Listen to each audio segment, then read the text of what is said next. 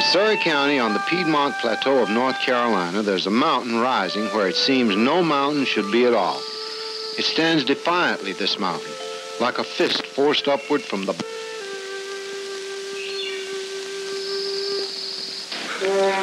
Cajun.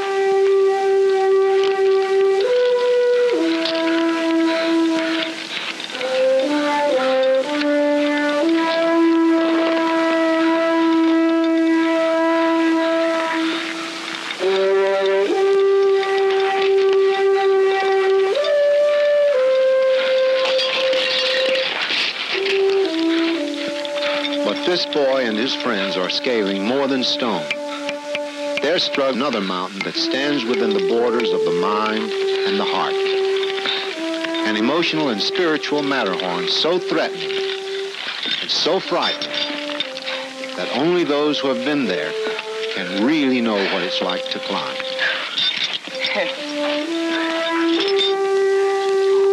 This is the story of that mountain within.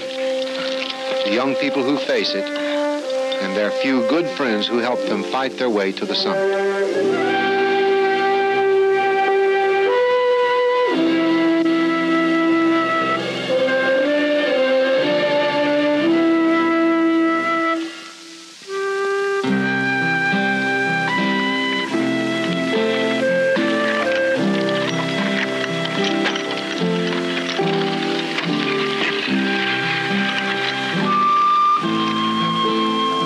There was a time in America when families lived very close to the earth. Roots reached deep into the soil.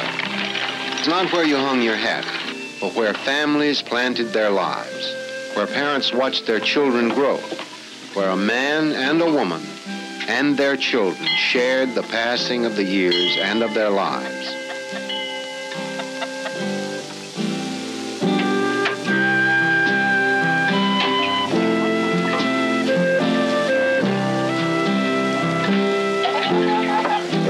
Out there this morning. I sure hope Mom's got a good dinner fixed.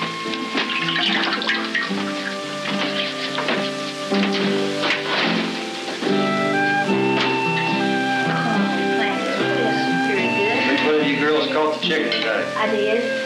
You look tired. Did you have a hard morning? Well, we didn't get as much done as we planned. I haven't at all. Why don't we say grace? Pass some more. Father, we thank thee for this day and for this food, and pray this food will give us strength. We ask these things in thy name. Amen. Billy doesn't know that. Well, I don't know, darling. I need to think about it a little bit. How much more feel we got proud today? There was a sense of permanence and unity and purpose to this basic economic unit of society, the family. Well, we need to do at least half of that field.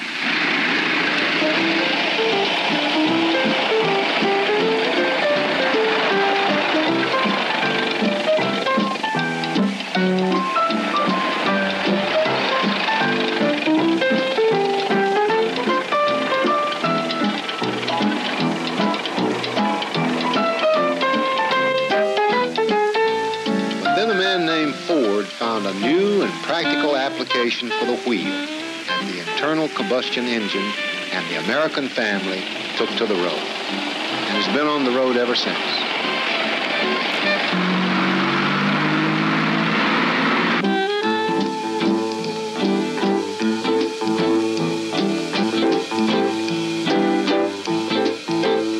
With its new mobility, the growth of industrialization, the emergence of urban living patterns, America became a nation of transients. As society lost its touch with the land, the deep roots of tradition were severed, and the family was besieged by pressures it had never felt before. The pressure of change, of growing materialism, of social indifference, of urbanization, of alienation. Well, it seems like you could take me into consideration once in a while, just once in a while. That's all I would ask of you, Mike. But no, time and time again, you ask those people over. You know I can't stand them. Well, the Johnsons are good friends of mine. I like their company. You're just saying that. You know why you ask them over, and everybody else does. It's perfectly obvious. Look, the only reason that I get them over here is because I enjoy his company. And that's it. I'd rather not go into it right now. to make another scene. I mean, right before we're expecting company, you try to get me into an argument like this. I've really had just about all I can take from you. I invited them, but just because they're my friends. The pressure mounted and mounted until, too often, the family unit broke and was scattered to the winds. And mountains rose where no mountains should be.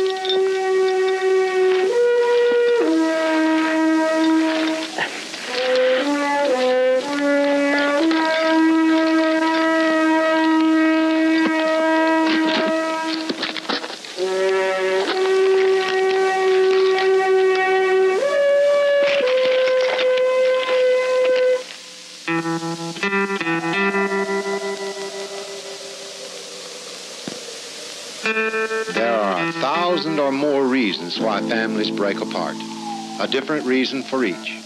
But there's one common denominator in the tragic and spreading landscape of homes which scar the community of our country and of our state. The child. There was a time when our hearts went out to these abandoned or neglected children, and we did what we could. We gave them shelter. We gave them love. We fed them. We clothed them. We educated them. We provided a kind of custodial care in orphanages until the child grew old enough to care for himself.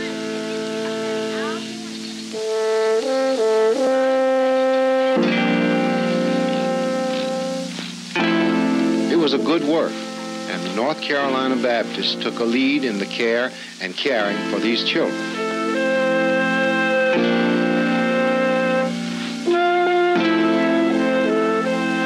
In recent years, there's been a profound change in child care philosophy. And here again, North Carolina Baptists have been on the cutting edge of this change. A new look was at the broken home, at the families that had come apart at the seams. A step back was necessary in order to look at the whole house, the whole family. The major concern was still with the child, but the question was asked, whenever possible, wouldn't it best serve the child's needs to restore him to his family?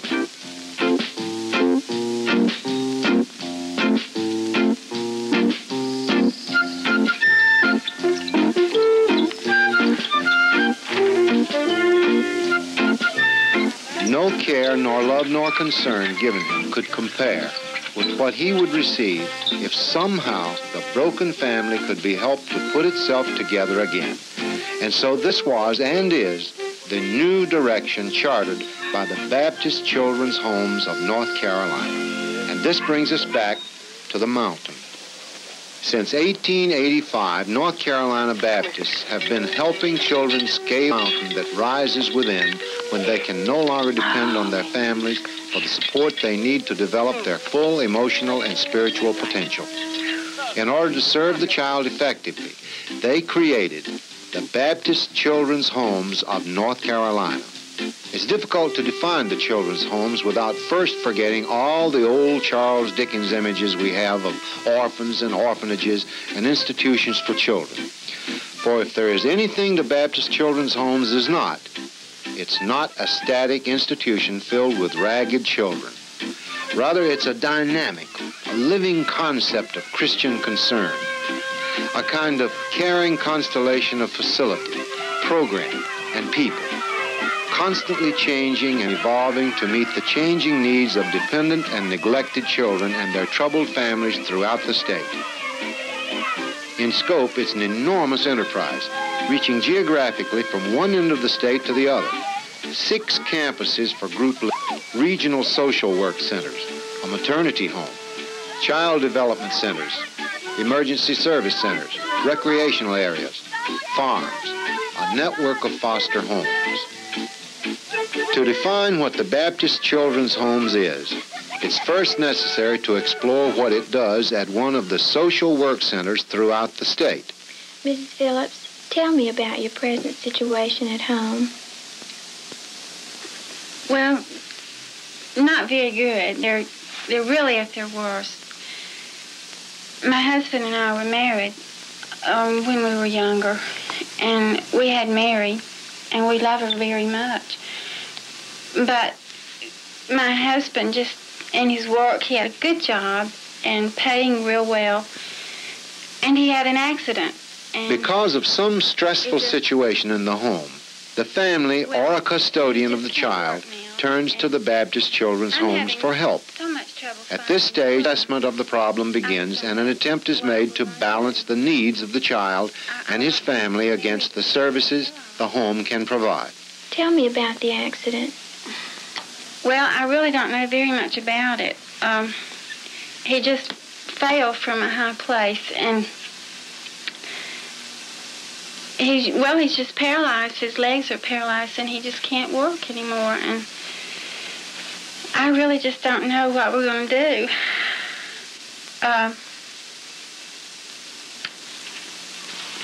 It's just gotten harder and harder.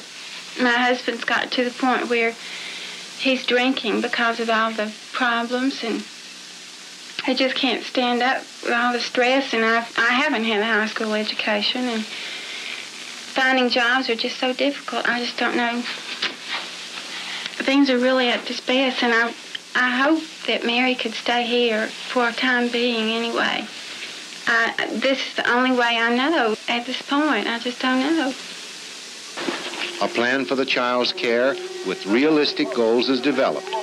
Normally, this goal is the restoration of the family as a functioning, caring unit within a predetermined period of time.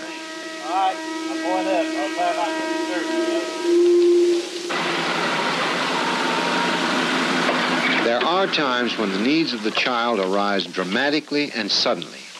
And so, in population centers within the state, emergency service centers have been established. Children arrive by various means after referral by a qualified social worker. Here, cooperating with county social service agencies, Baptist associations, individual churches, and other interested parties in the local area, the children's homes provide for the child's pressing and immediate needs, while a long-range plan is developed. I'll be buying money and take care of the paperwork. All right, that'll be fine then. We'll see you. Okay, good night.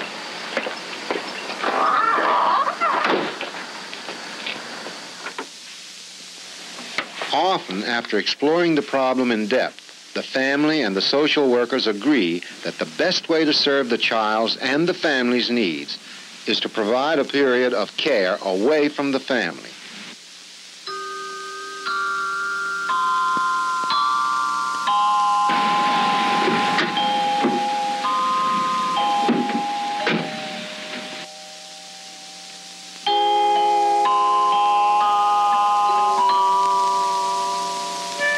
The child is welcomed to one of the 6 live-in communities nearest his home.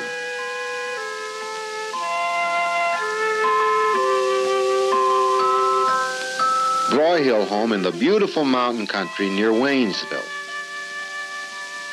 The picturesque Mills Home in Thomasville. The Greer-Burris Home in Chapel Hill. The Wall Home in Walberg. Odom Home in Pembroke.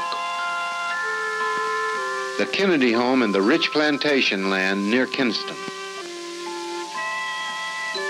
It's in these cottage communities where another Dickinsonian myth concerning modern child care is exploded. There are no great dormitories filled with echoes and anonymous children. At all these locations, life and living is structured to provide the individual child the love he so desperately needs to make his way in the world.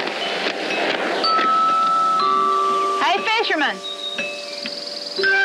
Time to eat.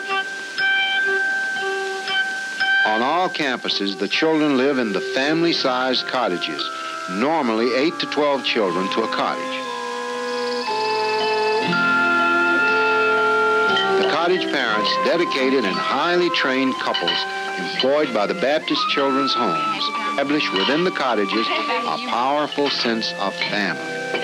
Each child is not only given love and care, but is given responsibilities which make him feel important to the welfare of the group.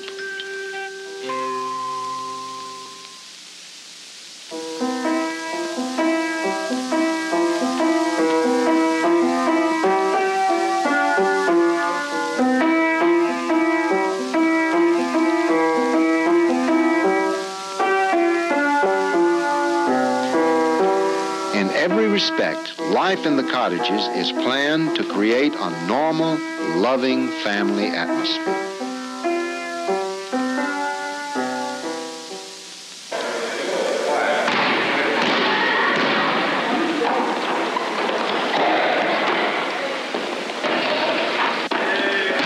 Cottage communities throughout the state, there are a number of unique facilities designed to enrich the lives of the children.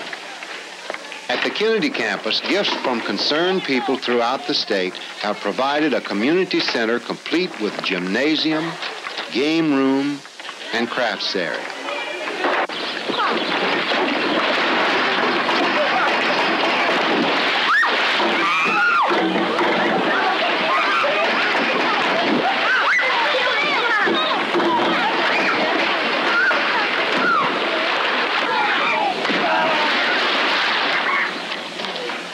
Several campuses provide libraries and activity centers such as this beautiful structure on the Mills Home campus.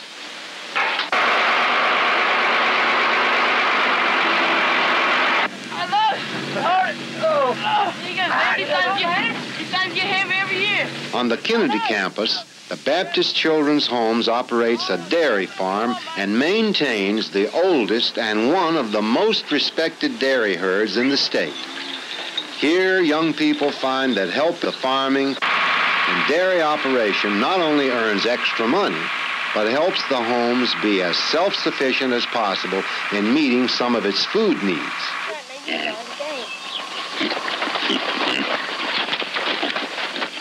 It's also a place for learning all about responsibility. And sometimes that's a mighty big order.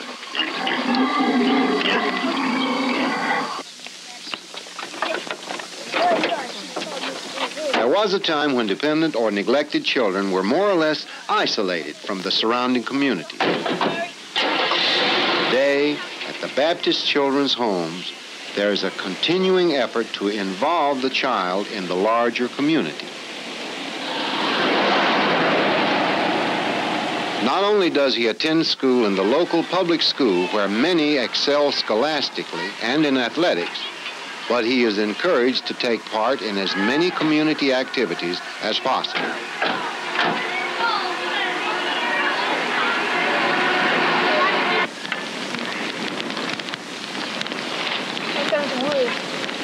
Many children participate in the scouting programs of the local communities. I do. I got to tell you that we're on weekend. If a child is found to have special talents, such as music, he is encouraged to take lessons either on campus or in the community. Of course, some multi-talented youngsters may occasionally have a slight conflict of interest. The community is often invited to become involved in campus activities.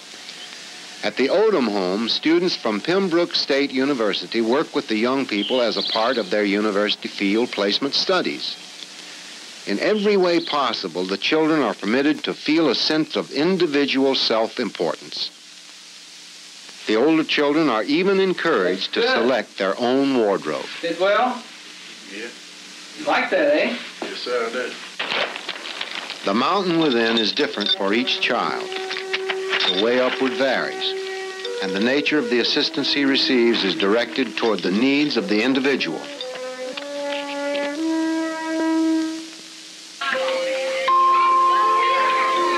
Here in Thomasville, the Child Development Center is answering a growing and critical need in the community. This center, which provides kindergarten, nursery school, and daycare services, has become a demonstration center for church communities throughout the state.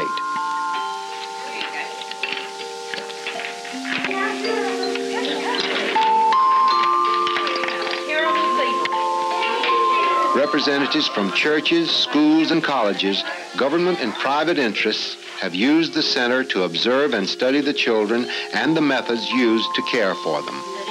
And so the center not only serves the needs of its local community, but is a training ground and laboratory for others throughout the state who wish to develop similar resources.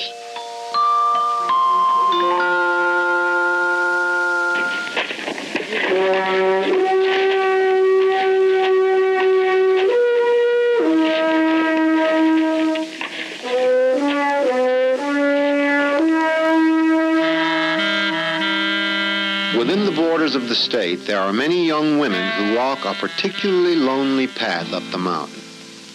Young, unmarried women whose hopes for the future were suddenly shattered by pregnancy. With the help of the Baptist Maternity Home in Asheville, these girls are guided through what may well be the most critical time of their lives. Often these girls suffer a profound identity crisis, and so the home works closely with the girls to reinstill their self-acceptance and sense of worth. Even after the girl leaves the maternity home, counseling services are continued for as long as the girl feels she needs assistance.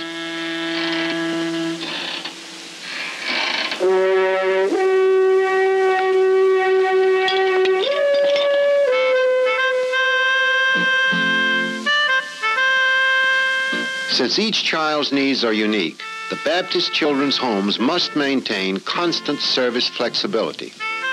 For instance, there are times when a child should temporarily live apart from his family, yet life in the cottage campuses would not best fill his needs. Often the child is placed in one of the network of foster homes throughout the state. Preschool children, children with learning difficulties, and children with emotional problems are normally better served in a foster home environment. North Carolina Baptists have demonstrated their Christian concern by providing a great many good homes for these children. But in the future, many more homes will be needed.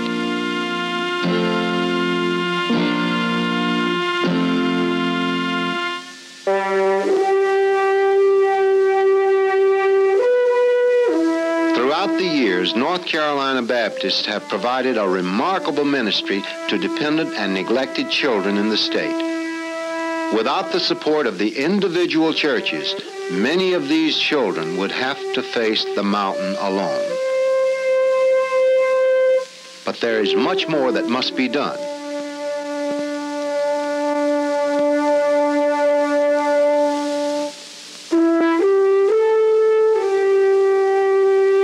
This is the Greer-Burris home near Chapel Hill. Perhaps no other site in the state symbolizes as profoundly the challenge the future holds for North Carolina Baptists and the work they support. Here, a critically needed service is being planned. It is expensive, and it is complex, and it is vital. For here, in a pine forest, the Baptist Children's Homes is taking the lead in the establishment of a facility for the care and treatment of emotionally disturbed children. If you will, please turn to page 18, pertaining to capital projections and needs for Greer-Burris Home. This project is one of several being studied by the Baptist Children's Homes Board of Trustees. This governing body constantly searches for opportunity to serve the children of the state, constantly seeks to turn dreams into realities. A long-awaited dream is now becoming a reality. We must see to it that funds will be available to bring this thing into existence. Do you have any questions pertaining to this at this time? Carol, I'd like to direct a question to Dr. Wagner. How many young people do we expect to be able to take care of at Greer-Burris when it's completed? We're making provision for 8 children per cottage, would give us a total of 32 beds. This is a highly specialized type ministry, and we feel that we can best serve this number on this campus. As you watch the children from throughout the state who come here to McNeil Home to be themselves, you begin to sense the potential of these individual human lives. And you sense that they feel it too.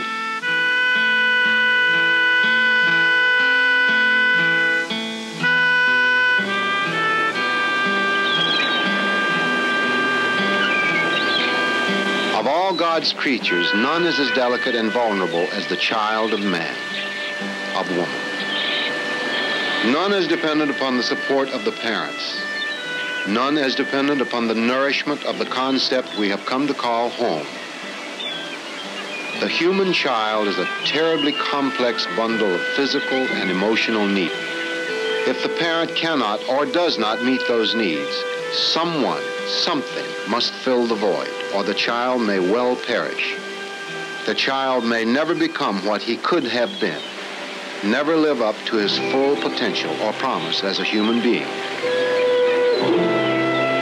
This is Indian Beach. It's a place where you can feel this promise all around, like a song to be sung, a kind of spiritual thing, a knowledge of who they are and what they can be. With a little help from their friends, they are beginning to see the promise that lies at the top of the mountain.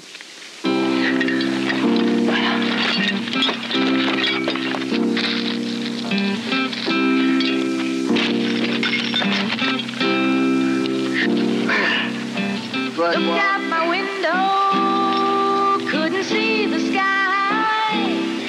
Ravens were rising from a blackberry pie. There were rainbows of gray from pillar to post, and I noticed Mother Goose had given up her ghost.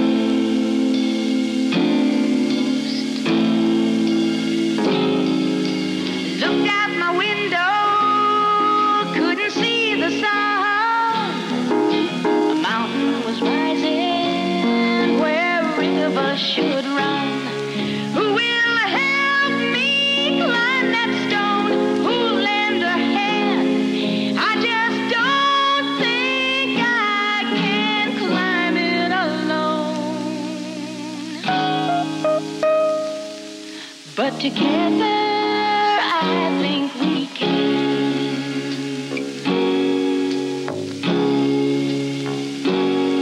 Together